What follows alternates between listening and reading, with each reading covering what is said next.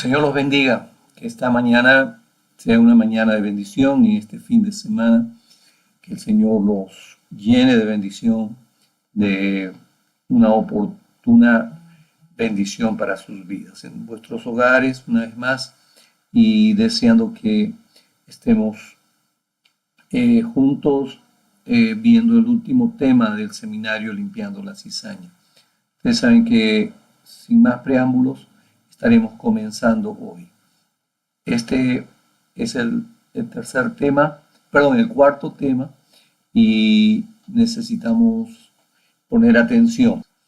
Ok, entendiendo esto, recordando que en el Antiguo Testamento Dios había desarrollado un detallado sistema de sacrificios con corderos para lidiar con las iniquidades. ¿Cómo hace Dios para que seamos apartados de nuestras iniquidades en esta época? Ok, lo hace con la expiación que Jesucristo hizo en favor nuestro. Damos gracias a Dios porque el Señor obró una perfecta y maravillosa obra en la cruz. Es lo que se nos ha enseñado. Él fue a la cruz, Él entregó el Espíritu, murió, lo enterraron, lo sepultaron, al tercer día resucitó muy de mañana.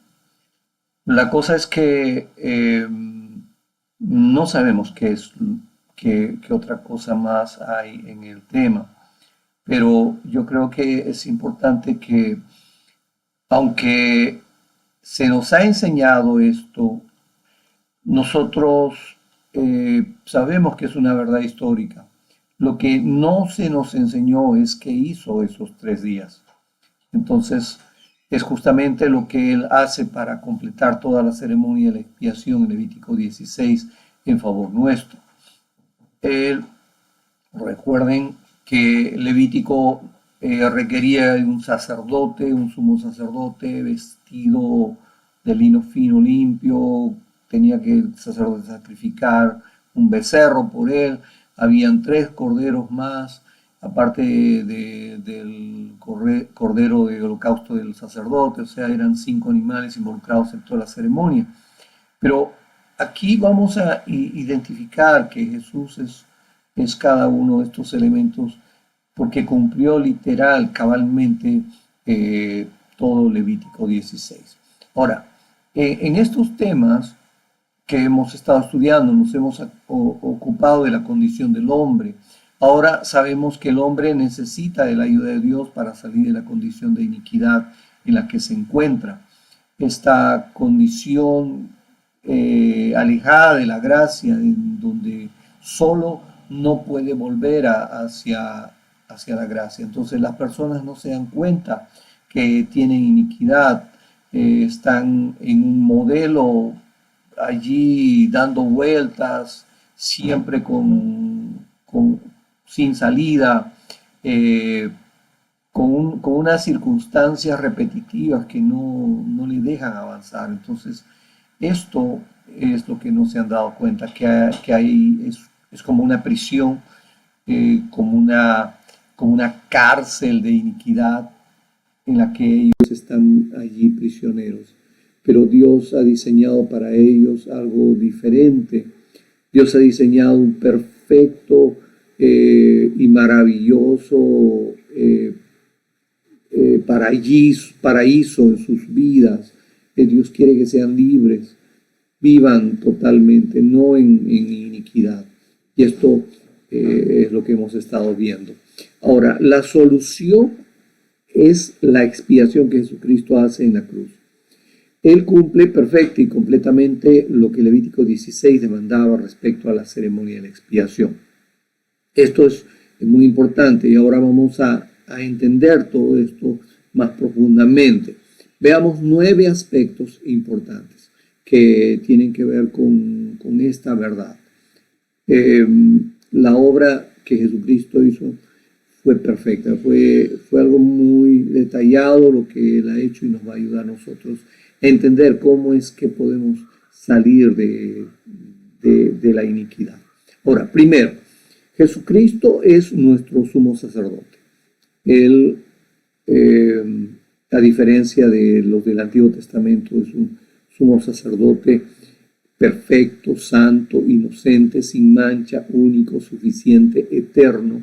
Ofició sin necesidad de ofrecer un sacrificio por él mismo, ya que él era santo. Los sacerdotes del Antiguo Testamento necesitaban un becerro alazán, pero él no, porque él era santo, no pecó, no hizo iniquidad, él estaba totalmente limpio y santo. Entonces esto es muy importante porque tal tipo de sacerdote como él ofreció literalmente la ceremonia de la expiación en forma completa. No tiene que hacer otro sacrificio más. Entonces, dice Hebreos, y los otros sacerdotes llegaron a ser muchos debido a que por la muerte no podían continuar. Mas por cuanto permanece para siempre, tiene un sacerdocio inmutable, por lo cual puede también salvar perpetuamente a los que por él se acercan a Dios, viviendo siempre para interceder por ellos.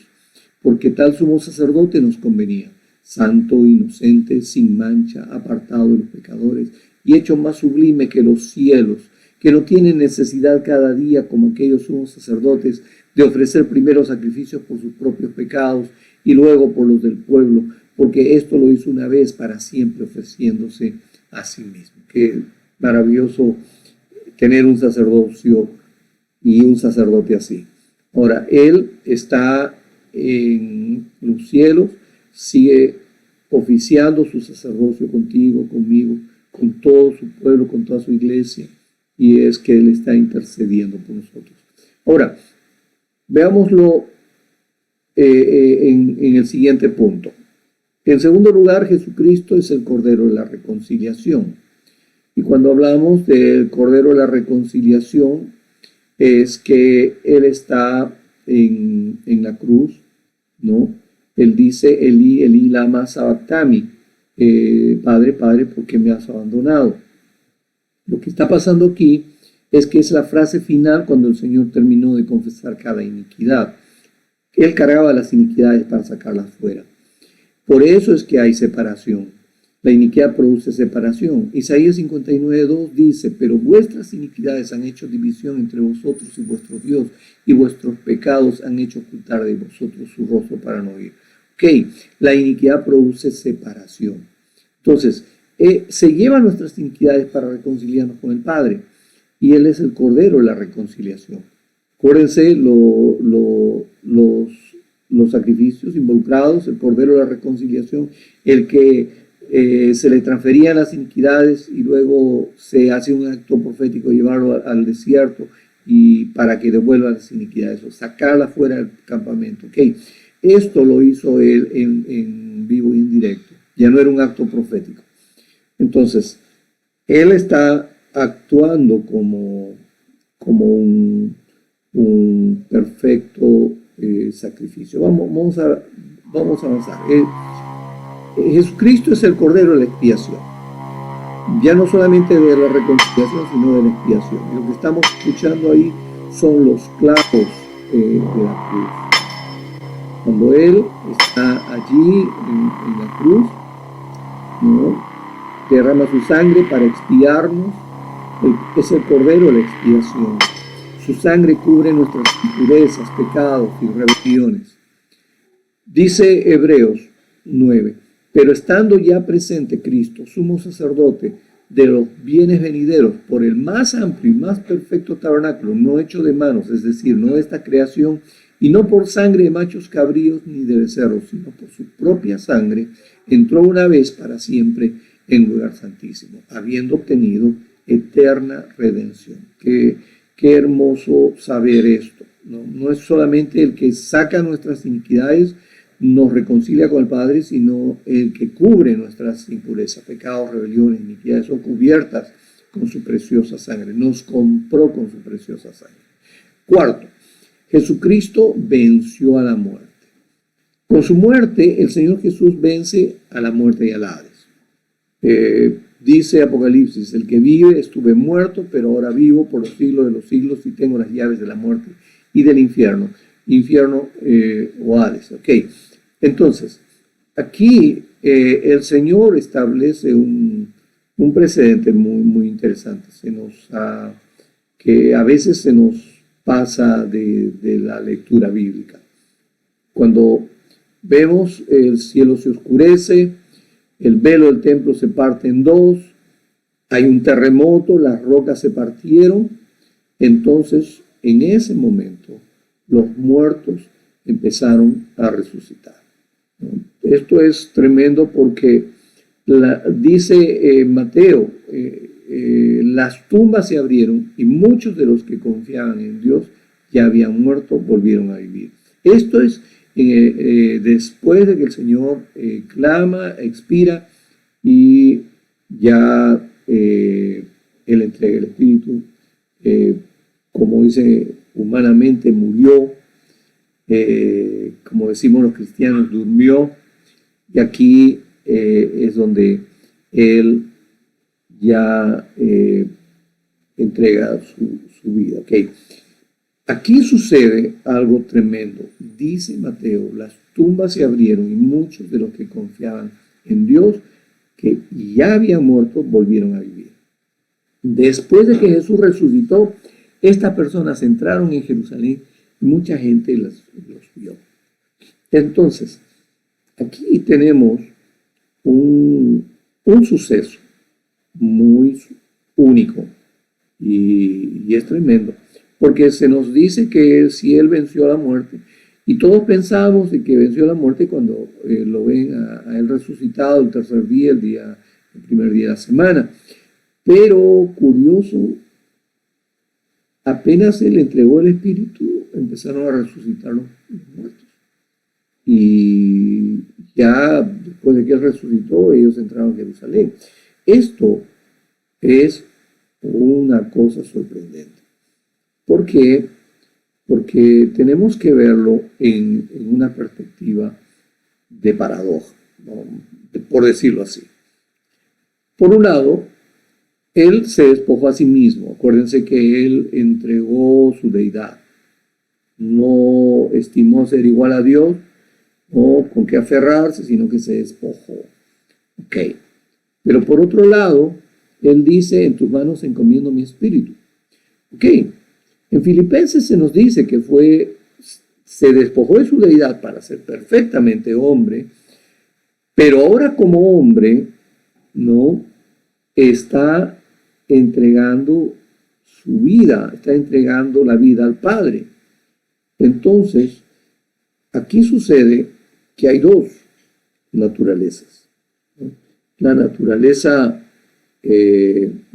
divina y la naturaleza humana. Entonces, una de las dos tiene que prevalecer. Si dejó la divina, ok, la humana prevaleció. Pero ¿qué pasa con la humana? No puede Jesucristo entrar en una inexistencia, no puede Jesucristo entrar en una aniquilación, o sea, no existir. Entonces la divina regresa a Él. ¿Por qué? Porque teológicamente se dice que en Él están las dos naturalezas, la humana y la divina. Pero cuando estuvo desarrollando su vida, creciendo, desde que nació, creció y salió a un ministerio público hasta que fue a la cruz, fue perfectamente hombre. Y en las epístolas, tanto Pedro, Juan, hablan todo lo que se tiene que aclarar al respecto de lo que dicen los gnósticos, de que Él andaba en el espíritu y toda una serie de cosas que el gnosticismo trató de enseñar a la iglesia ya desde temprano. Pero Jesús fue perfectamente hombre. Entonces, si tenía la naturaleza divina, no podía ser hombre. Por eso es que Filipenses dice que se despojó. Pero, ¿en dónde está la paradoja? En que ahora, siendo hombre, encomienda al Espíritu y entrega el Espíritu al Padre, entonces su naturaleza humana la está entregando, regresa a Él como una paradoja, la naturaleza divina. Y esto es lo que Filipenses mismo dice, por lo cual Dios también le exaltó hasta lo sumo. Ok, aquí es donde ocurre esa circunstancia sui generis.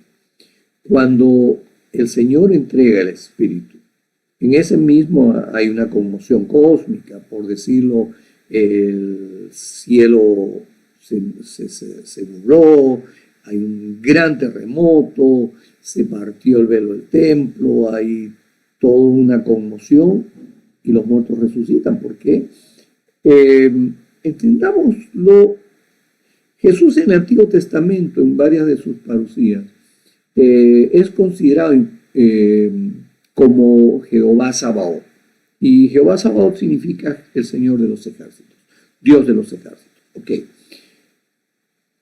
Si Él es el Dios de los ejércitos del Antiguo Testamento y en este momento viene toda su deidad a Él porque entregó su humanidad, entonces no puede ser Jehová Sabaoth sin todos sus ejércitos, porque los ejércitos vinieron. Ahí está la conmoción cósmica, por decirlo así, de decirlo en una perspectiva. Si tuviéramos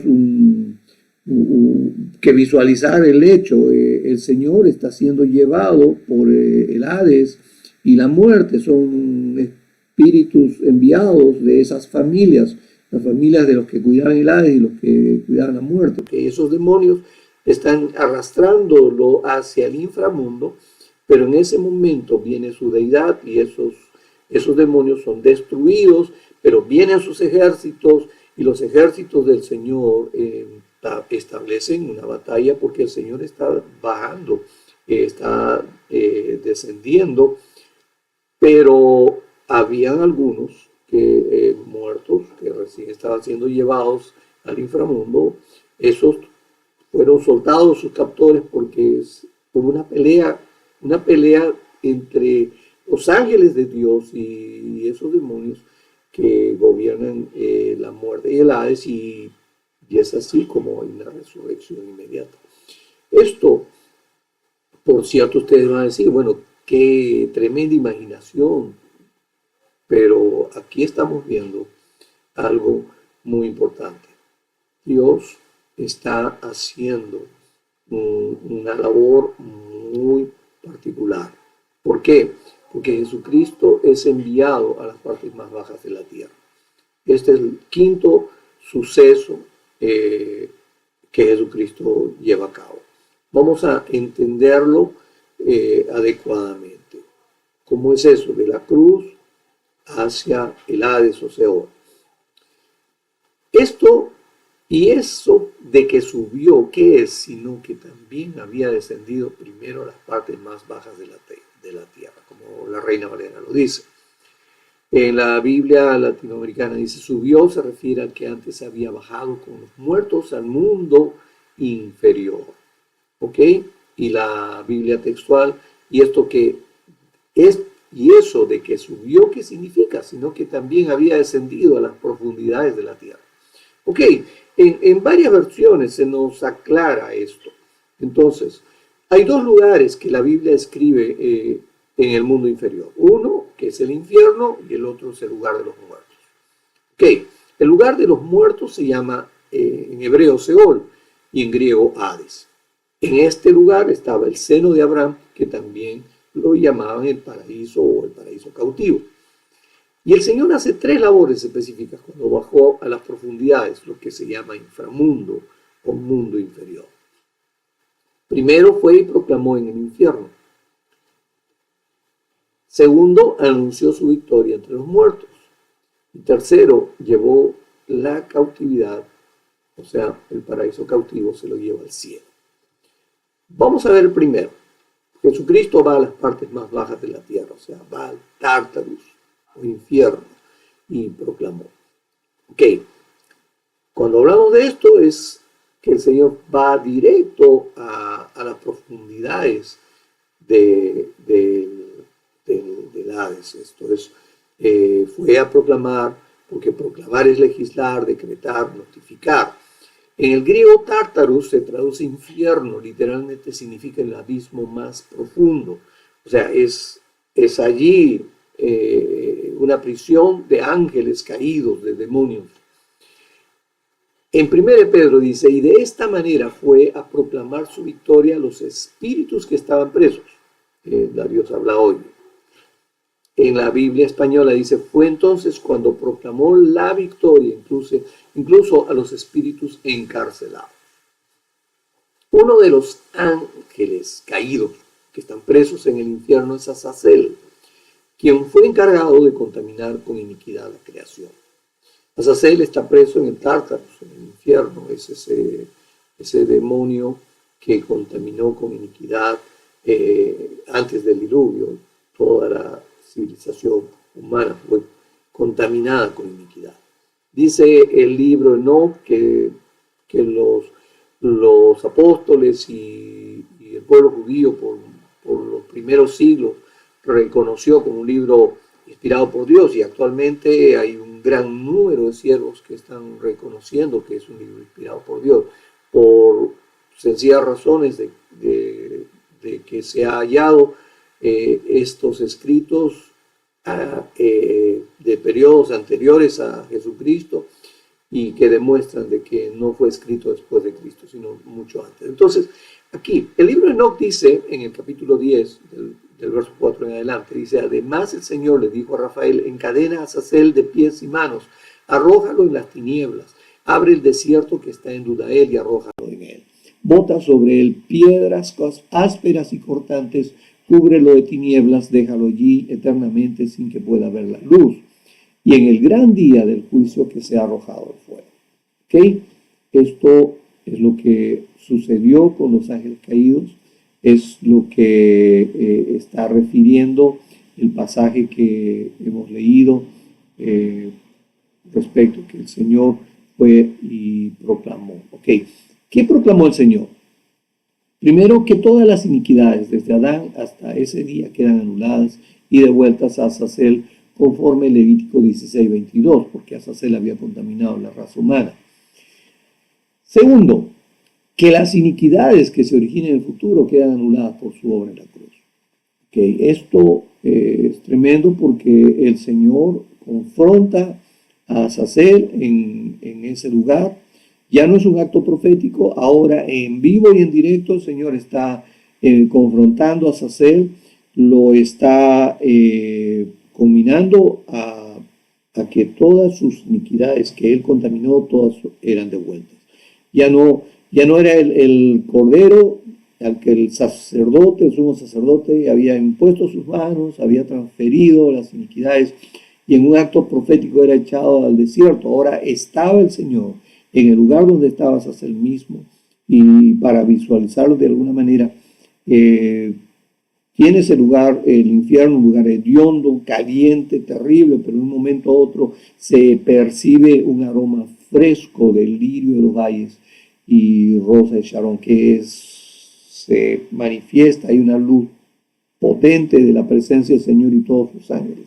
Y los ángeles toman victoria ahí, derriban y toman dominio del lugar, y el Señor ordena a sus arcángeles que traigan a Azazel frente a él, y el Señor le dice a Azazel, tú contaminaste con iniquidad, y te devuelvo esta, y la otra, y todas las iniquidades que durante todo el tiempo Azazel había contaminado la raza humana, hasta el presente, hasta ese día, todas eran devueltas, y declara además que las iniquidades que se originen en el futuro quedan anuladas por la obra en la cruz. ¡Qué maravilloso!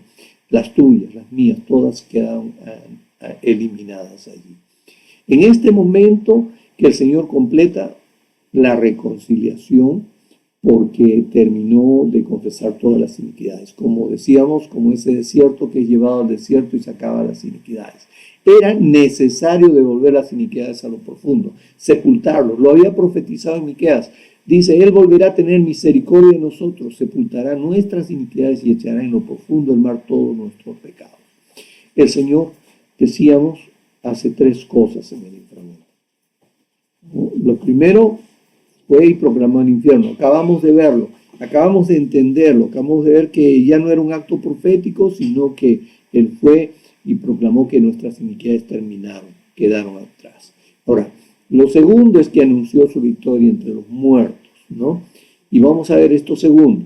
Va al lugar de los muertos y que hacia ahí anunció. Cuando hablamos del lugar de los muertos, estamos hablando que del Tártarus, desde el abismo profundo, sube al lugar de los muertos. Aquí tenemos un hecho muy particular. Las versiones más usadas, como la Reina Valera 60, nos dice, 1 Pedro 4:6, que ha sido predicado el Evangelio a los muertos. Estas dos palabras, predicado y evangelio, se traducen de la palabra evangelista. Más precisamente dice para anunciar buenas nuevas. Este término, anunciar buenas nuevas, es un término militar del anuncio de una gran noticia, una buena noticia, una buena nueva de una gran victoria. O sea, es un término militar. En una traducción literal de 1 Pedro, cuando hacemos la transliteración de este versículo, dice lo siguiente: anunció su victoria a los muertos para que disciernan si vivieron según humana carnalidad o si vivieron según el Espíritu de Dios. Esto es muy interesante, porque si no tenemos el contexto de entender por qué anuncia su victoria a los muertos, para que ellos hicieran si vivieron según humana carnalidad o si vivieron según el Espíritu de Dios, no entendemos por qué es que el Señor está allí.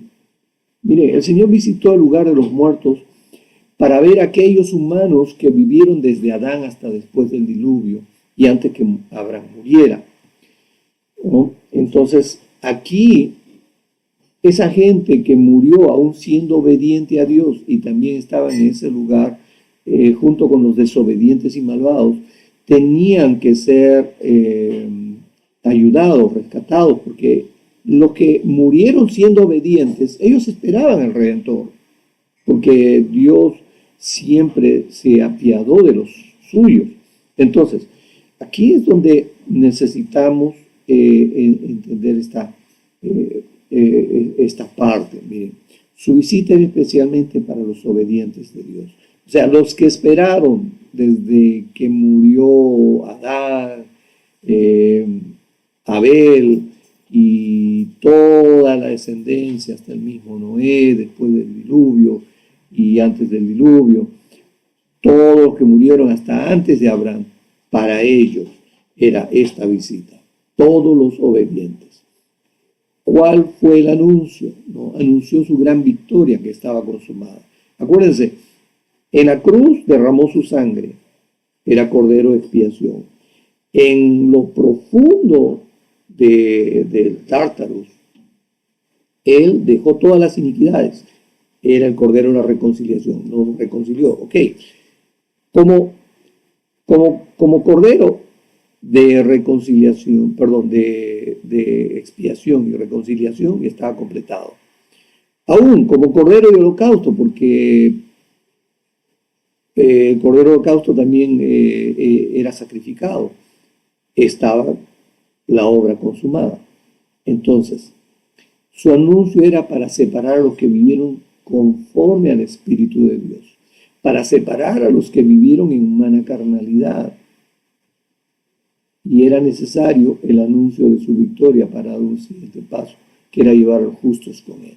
Vale decir que si tú haces un ejercicio de imaginación, en ese lugar, ¿no? El lugar de los muertos, estaban todos los que murieron antes de Abraham. Entonces significa que ahí estaba el mismo Job. Y Job estaba en un lugar hediondo, caliente, y donde los demonios estaban fastidiando, molestando todo el tiempo. Ok, él había un día profetizado algo, pero lo que sucede ese día cuando el Señor aparece es que ve que las cosas están cambiando en ese lugar.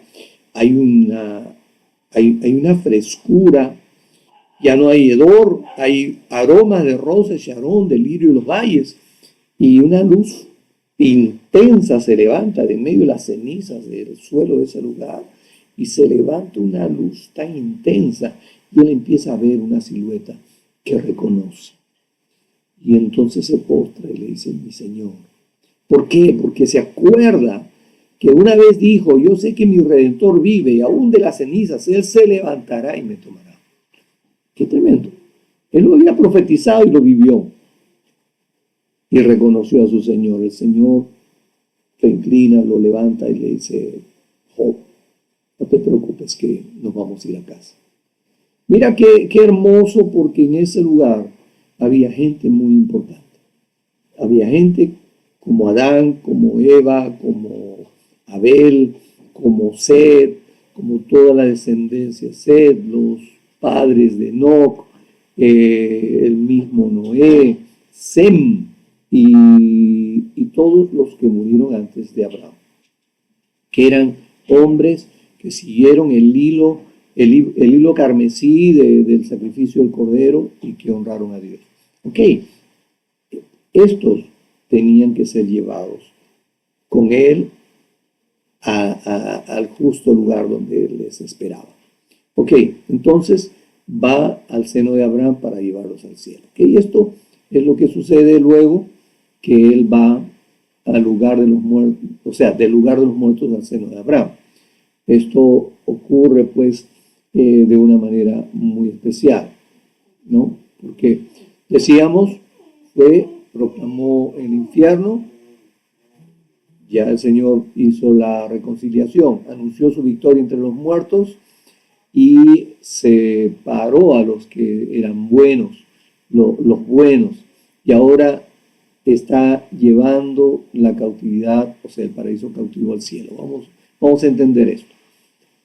Vale decir que el Señor ordena que los ángeles empiecen a llevar a todos los buenos, a todos los que habían obedecido a Dios, los que habían sido obedientes al Espíritu de Dios. Cuando tú te das cuenta, Génesis 6 dice que Dios dice, mi espíritu no contenderá con el hombre. Entonces, había una contención de los desobedientes, esos carnales y esos que no fueron obedientes, esos se quedaron. Pero los que fueron obedientes esperaban su redención y a estos los estaba llevando. Y el Señor cruza el abismo y entra al lugar que se llama el paraíso o paraíso cautivo. Dice Efesios, por lo cual dice, subiendo a lo alto, llevó cautiva la cautividad y dio dones a los hombres. Ok. Efesios, del mismo versículo en la Biblia al día, dice, por eso dice, cuando ascendió a lo alto, se llevó consigo a los cautivos y dio dones a los hombres, ¿no? La tercera labor específica del Señor en el inframundo fue de llevar a los que eran justos y estaban cautivos en el Seol o Hades. Entonces, es aquí donde el Señor está haciendo algo tremendo.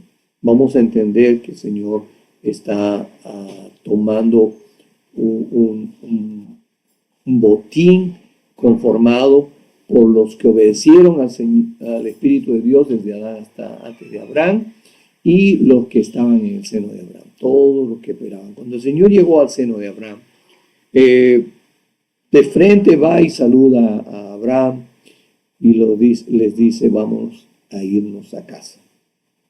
Yo me imagino que el Señor con mucho cariño lo abraza, le da sus besos, sus ósculos santos, y en el camino el Señor se encuentra con muchas personas que Él amaba y Él respetó en su genealogía.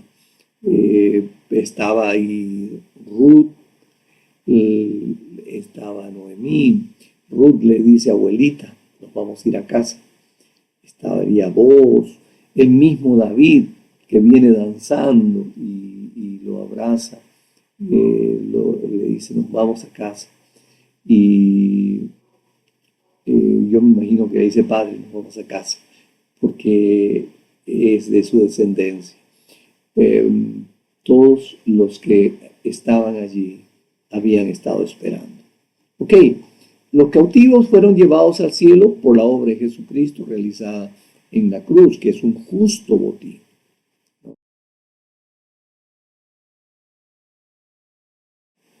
Y entonces, una vez encargado el traslado de los cautivos salvados, el Señor sube a la tumba, que estaba vacía, apareciendo delante de María Magdalena, avisando que estaría con los discípulos luego. Entonces, allí es donde el Señor aparece en el sepulcro. Acuérdense, ya es domingo, muy de mañana. Jesús le dijo: no me toques, porque aún no he subido a mi Padre, mas ve a mis hermanos y diles: subo a mi Padre, a mi Dios, a vuestro Dios, ¿no?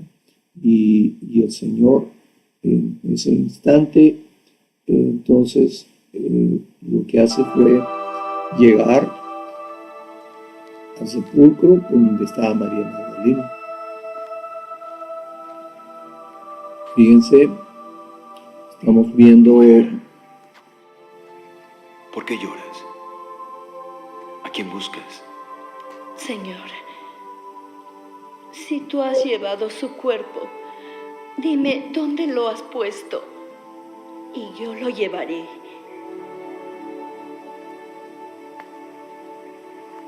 María. Raboni. No me toques, porque aún no he subido a mi Padre.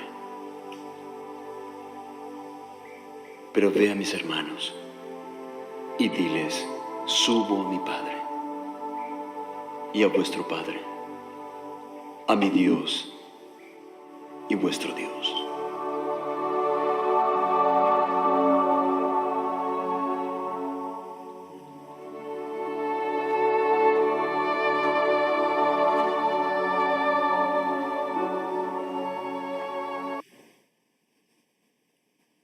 Yo tengo una visión de esto muy, muy clara al respecto.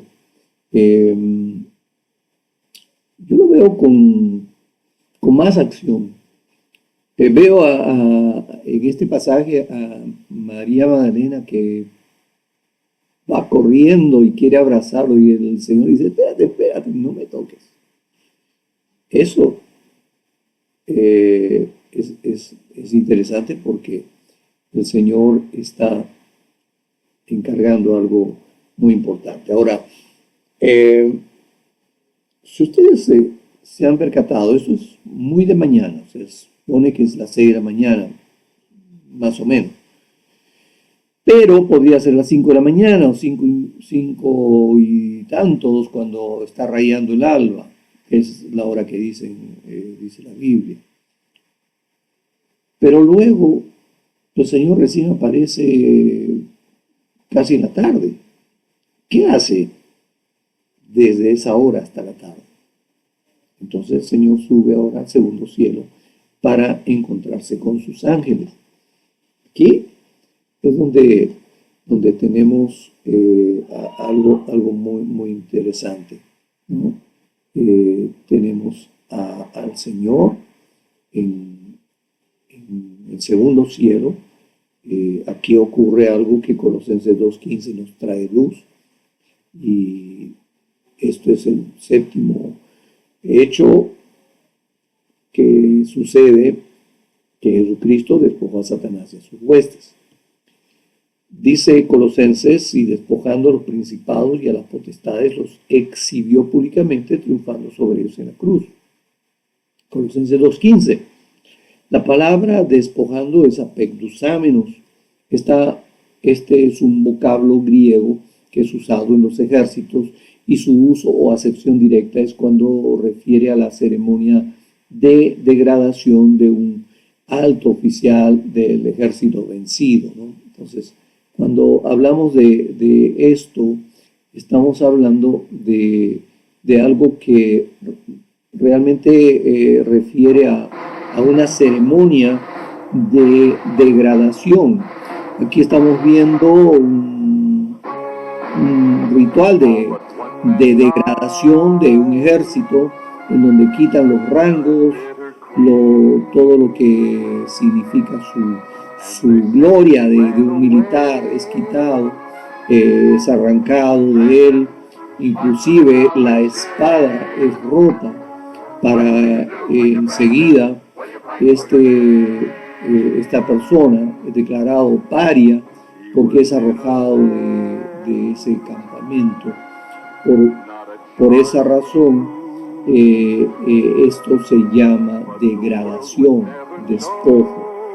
Entonces, esto es lo que justamente pasa en el segundo cielo, ¿no? Cuando hablamos del segundo cielo, estamos hablando de aquellas cosas que en el particular ocurrieron respecto a la contundente victoria que el Señor hace en la cruz, y es el comienzo de la redención total.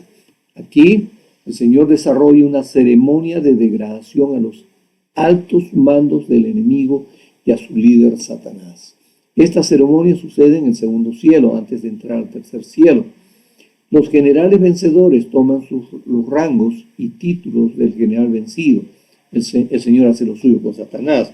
O sea, visualicemos nuevamente, hagamos ejercicio de nuestro imaginario. O sea, está el Señor en el segundo cielo, están todos los soldados. O sea, Él es Jehová Sabaoth, Señor de los ejércitos. Ok, el Señor de los ejércitos está con sus ejércitos, y en el cielo, el segundo cielo, están formados los generales vencedores, a sus correspondientes vencidos, le quitan todos sus rangos, y el Señor ordena que traigan a Satanás frente a él. ¿Ok? Cuando el Señor tiene a Satanás frente a él, le quita todos los rangos. Tú eras el lucero de la mañana, y quita el rango. Ahora yo soy la estrella resplandeciente de la mañana. Tú eras el querubín ungido, y ahora yo soy el ungido de Dios. Entonces, cada rango que Satanás o Lucifer tuvo, el Señor se lo quita. Por decirlo así, cuando tú visualizas Job en el pasaje donde el Señor está con sus ángeles en el tercer cielo, aparece Satanás y hay una conversación en donde el Señor le da permiso a Satanás para molestar a Job, para probar a Job, pero le dice no toque su vida. Ok, pero la pregunta es, ¿por qué Satanás entra al tercer cielo? Ok, si hasta ese momento, después de la cruz, en donde está el Señor despojando a Satanás, él tenía algún photocheck para entrar al cielo, el Señor se lo quita, le quita toda posibilidad de entrar al tercer cielo. Por eso que el Señor dice en su palabra que Satanás solamente está en el segundo cielo como acusador. Ok, una vez finalizada la ceremonia de degradación de los principados y las potestades, el Señor se dirige al tercer cielo a tomar su trono. Y es aquí donde el Salmo 24 nos trae una luz de cómo sucede este hecho. Pues ya dejaron a un lado la ceremonia de degradación, los ejércitos abren un camino y el Señor se dirige hacia las puertas del cielo. En este momento es que sucede algo tremendo, porque es el octavo suceso. Jesucristo entró al cielo para tomar su trono. No se olviden que muy de mañana estuvo en el sepulcro, y ahora será el transcurso de toda esa mañana que ocurre toda esa ceremonia de degradación, y el Señor luego se dirige a tomar el trono. Dice Salmo 24 literalmente: eleven puertas sus dinteles, levántense puertas antiguas, que va a entrar el Rey de la Gloria. ¿Quién es ese Rey de la Gloria? El Señor, el fuerte y valiente, el Señor, el valiente guerrero. En el hebreo dice el Señor de Sabaoth, entonces el Señor de los ejércitos. Este salmo canta 2 veces que va a entrar el Rey de Gloria, y es precisamente lo que sucedió. Cuando tú te das cuenta, la primera es la entrada, la primera entrada fue el día de la resurrección, y la segunda entrada es el día de la ascensión, 40 días después. Entonces, este Ese salmo es muy preciso, por eso se repite 2 veces que se abran las puertas, que va a entrar el Rey de Gloria, el Señor de Sabaoth. Este fue el día que en el cielo estaban celebrando la victoria del Señor junto a toda esa multitud de hombres y mujeres que estuvieron cautivos y que fueron hechos justos por su obra. Hasta ese día, los únicos que habían estado en el cielo habían sido Enoc, Moisés y Elías, que por cierto durante varios miles de años se habían pegado ciertas aburridas, y por decirlo humanamente, pero el hecho de que llegara su familia y sus antepasados y sus descendientes llegaran al cielo y encontrarse con ellos, pues era una fiesta, no solamente de reencontrarse y de entrar a una alegría de que el Señor había cumplido con su promesa de ser redentor, sino que ahora las puertas se abren y se abre un camino que va directo hacia el trono, y el Señor va entrando y va caminando hacia ese lugar, y en ese caminar hacia el trono es que el Señor va saludando a todos. Delante de él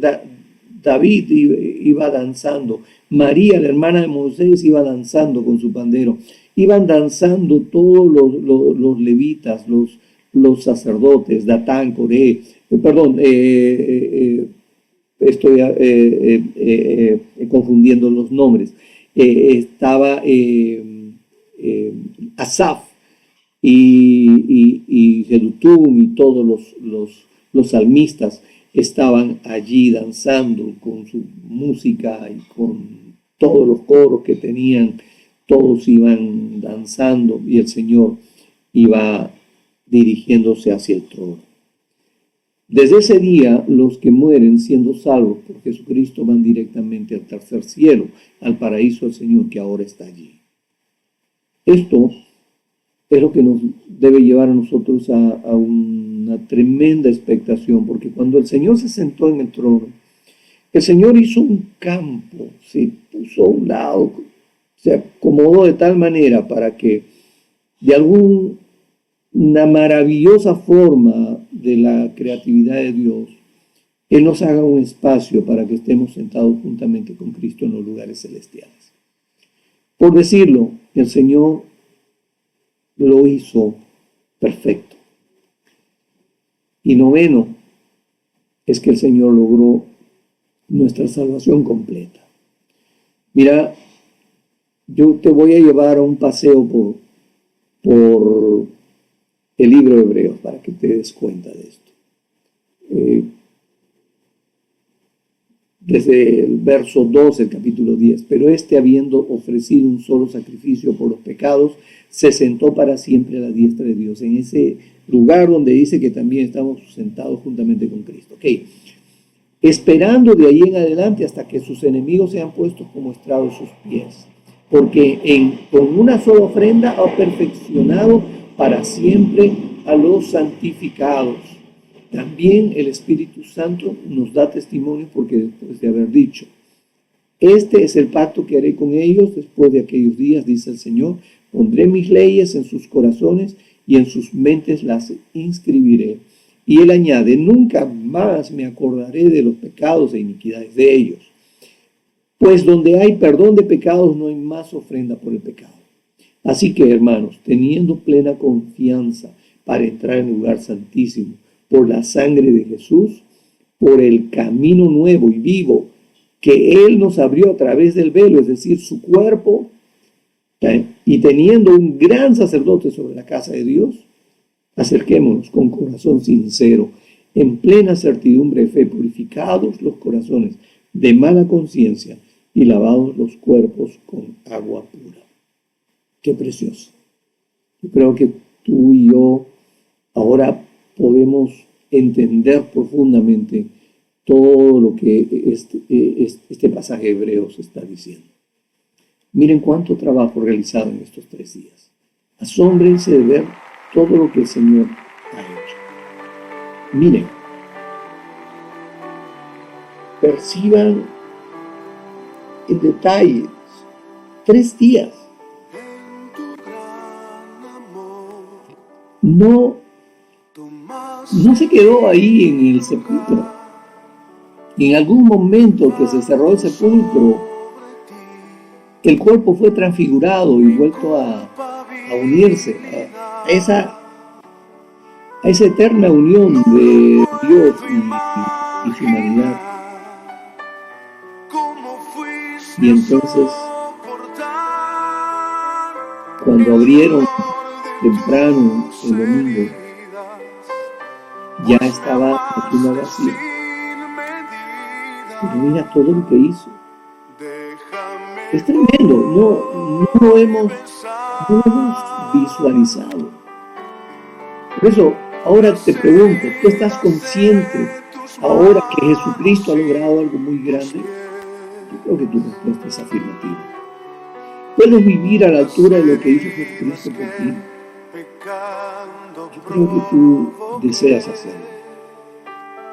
Y por eso es que necesitas tú volcarte a Dios, buscarlo a Dios intensamente, más que nada, más que nadie, porque Él te amó tanto que dispuso su vida para ti. Agradécele siempre. Dios ha creado la eternidad para poder agradecer. Yo creo que tú necesitas eso. Necesitas agradecerle, decirle, Señor, gracias. Si no sabes orar, empieza tu oración agradeciéndole por todo lo que Él ha hecho por ti en la cruz. Vuelca tu corazón, quiebra tu corazón. Si deseas llorar, hazlo.